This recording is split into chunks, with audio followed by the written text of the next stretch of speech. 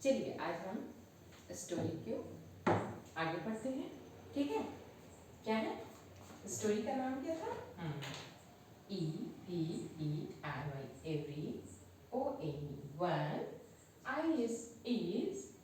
SPECIA, special. Everyone is special. अब हम जब एवरीवन इज स्पेशल तो अब हम बच्चों को बताते हैं कि यहाँ जितने भी बच्चे प्रेजेंट हैं या फिर जितने भी बच्चे हैं वो सभी अपने आप में यूनिक है, स्पेशल है। उनकी जैसा यहाँ कोई नहीं है। सब बच्चा अपने आप में श्रेष्ठ है और सबकी अपनी अपनी क्वालिटी होती है। सब में कुछ ना कुछ गुण पाया जाता है। हर बच्चा हर काम नहीं कर सकता। कुछ बच्चे कुछ अलग काम करते हैं, कुछ बच्चे कुछ अलग। सब बच्चे कुछ न कुछ अलग अलग काम करते हैं और वो उस काम में श्रेष्ठ होते हैं। सब बच्चा पढ़ नहीं सकता, सब बच्चा लिख नहीं बहुत सुंदर लिख नहीं सकता है और सब बच्चा खेल नहीं सकता। कुछ बच्चों को पढ़ने में रुचि होती है, कुछ बच्चों को खेलने में रुचि होती है, कुछ बच्चों को तैरने में रुचि होती है, किसी बच्चे को साइकिल चलाने में रुचि होती है, किसी कुछ में रुचि होती है। कोई बच्चा बहुत अच्छा क्रिकेटर बनता है, कोई बच्चा बहुत अच्छा डॉक्टर बन जाता है, कोई इंजीनियर। इसीलिए सभी आदमियों की अपनी अपनी रुचि अलग होती है और वो अगर बच्चों को उनकी रुचि के अनुसार उन्हें आगे बढ़ाया जाए तो बच्चे उस एरिया में बेहतर करते हैं। ठीक है, इसका मतलब है कि एवरीवन, सारे लोग स्पेशल होते हैं, हर कोई स्पेशल होता है और उनकी हम किसी से कंपैरिजन ना करें। ना तो हम बच्चों को किसी दूसरे बच्चों के साथ कंपैरिजन करें, क्योंकि जब बच्चों को किसी दूसरे के साथ कंपैरिजन किया जाता है तो उन्हें बहुत ही बुरा लगता है। जब लाइक हमारे जैसा अगर हमें सोचे कहा जाए कि उनकी मम्मी ज़्यादा अच्छी हैं या हमारी मम्मी अच्छी नहीं हैं तो आपको कैसा लगेगा? बच्चे कभी कभी यह बोलते हैं तो हमें अच्छा नहीं लगता। ठीक है, उसी तरह बच्चों को भी हम किसी दूसरे बच्चों के साथ कंपेयर ना करें, क्योंकि हर बच्चों में अलग क्वालिटी होती है। सब बच्चे स्पेशल होते हैं, सब बच्चे खास होते हैं। ठीक है, तो चलिए आगे पढ़ते हैं। SUDD, जब दो डी रहे तो उसे हम डबल डी भी पढ़ सकते हैं। Double D ENLY, suddenly. FAIRY, fairy, suddenly a fairy. APPEARED, appeared. PEFORE, before. Easier, had. AND, and. SAID, said. अब चलिए देखते हैं इसका हिंदी क्या होता है। क्योंकि जब बच्चों को पढ़ाएं, स्टोरी पढ़ाने का ये मकसद होता है कि बच्चे अपने आप को किसी भी शब्दों को, किसी भी लाइन को पढ़ें तो उसे थोड़ा सा उसमें रुचि आए। किसी भी वर्ड को हम सडनली लिखते हैं और उन्हें याद कर बोलें तो सडनली बार बार रिपीट करने से बच्चा कुछ देर में बोर हो जाता है। लेकिन जब हम उसको लाइन में अटैच करके पढ़ाते हैं तो उसको उस स्टोरी से वो अपने आप को समझने की कोशिश करते हैं कि स्टोरी में हुआ क्या था। ठीक है, वैसे ही देखिए SUDDENYANLY, सडनली। सडनली मतलब होता है कि हम एकाएक या तुरंत कुछ घटनाएं घटती है, एकाएक घटती है तो उसे हम बोलते हैं suddenly. Suddenly. FAIRY, ferry. Ferry means होती है परी। परी, जिससे बच्चे हमारे टीवी या कार्टून में बहुत सारे बच्चे फैरी को देखते हैं तो वो अपने आप को इमेजिन करते हैं कि फैरी कैसी होती है। ठीक है, और बच्चे को हमको ऐसे ही हर वर्ड के साथ कुछ ना कुछ इमेजिनेशन उनको उन वर्ड के साथ उनको जोड़ना है। जब तक वो बच्चे उन वर्ड के साथ अपने आप को नहीं जोड़ेंगे वो पढ़ने में रुचि नहीं लेंगे। ठीक है, APPEARED, अपीयर्ड मतलब प्रकट होना। देखते हो फैरी हमेशा अपीयर्ड होती है, वो कहीं ना कहीं से कुछ घटनाएं घटती है वहाँ पे वो अपीयर्ड हो जाती है। ठीक है, BEFORE, बिफोर। बिफोर मीन्स पहले, a chair head, A N D and, A S I D shade. क्या बोली? सडनली आता है एक, तभी एक फैरी, एक परी अपीयर प्रकट हुई, बिफोर है मतलब सानिया के पहले।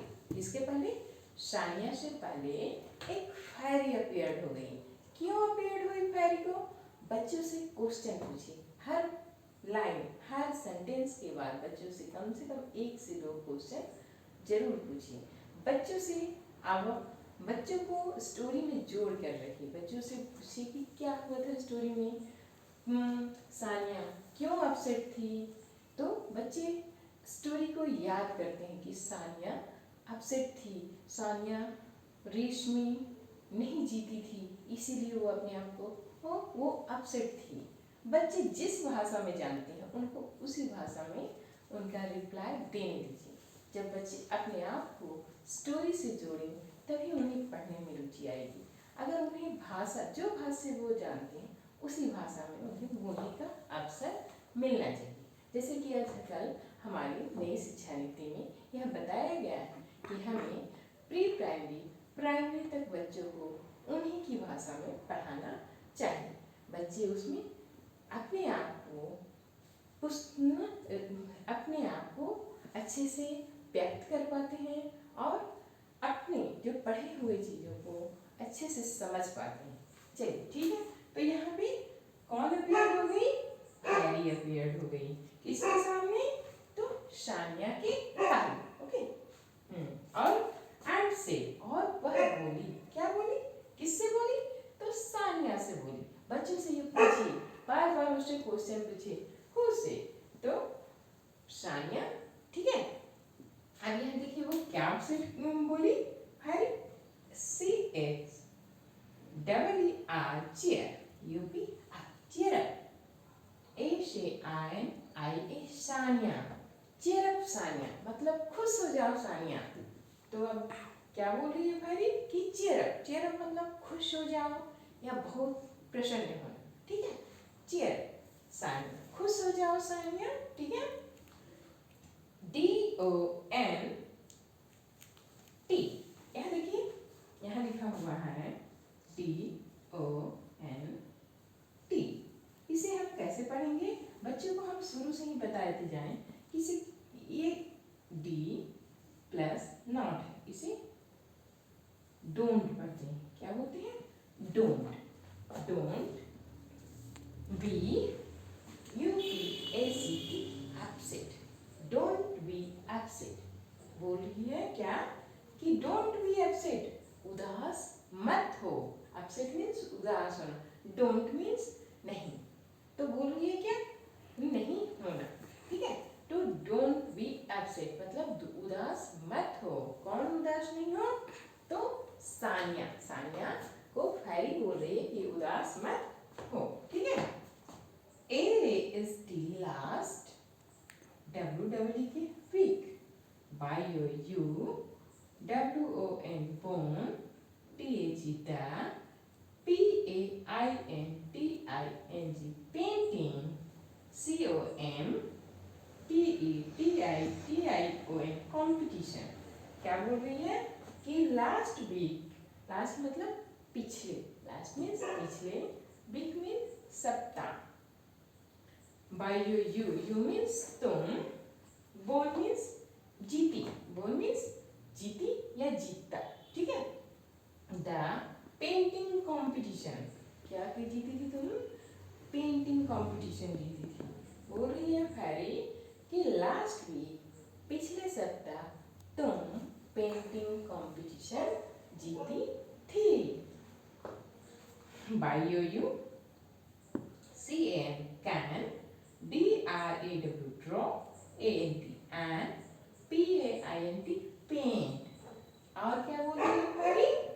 यू मीन्स तुम, CM can मीन्स होता है सकना मतलब कुछ कर सकते हैं। हाँ, जब हम कोई कर सकते हैं तो उसको कैन बोला जाता है। DRAW ड्रॉ मीन्स कोई चीज़ ड्रॉ करना, पेंट कर चित्र बनाना। हाँ, किसी भी आर्ट को ड्रॉ करना okay, AND and PAINT paint, paint करना, उसे अच्छे से कलर करना। तो बोल रही है कि you can draw and paint, तुम ड्रॉ कर सकती हो और पेंट कर सकती हो, ठीक है, तुम बहुत अच्छा ड्रॉ कर सकती हो और पेंट कर सकती हो। ब्यूटी बट, बट मीन्स लेकिन, GAURI गौरी, क्या Gauri, CANT can't, CAN plus NOT can't को हम इस प्रकार कैन एपोस्ट्रोफी टी लिखते हैं, ठीक है, तो ये हो गया कांट।